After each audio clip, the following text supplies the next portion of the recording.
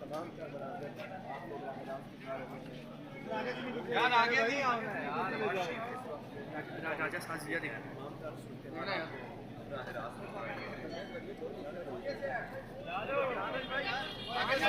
भाई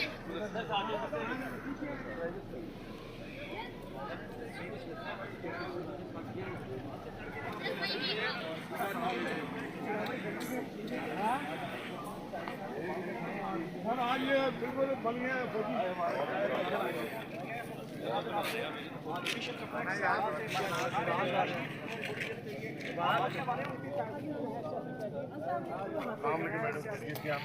यहाँ पे हरी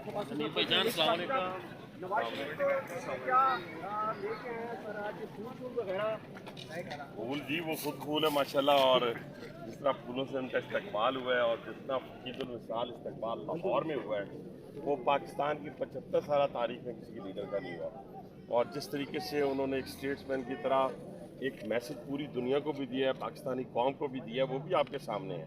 और जिस कदर ज़ोर शोर और मोहब्बत और प्यार का इजहार अपने मुल्क के अंदर आकर उन्होंने अपनी आवाम के साथ किया है, उसकी भी कोई मिसाल नहीं मिलती पाकिस्तान की तारीख के अंदर।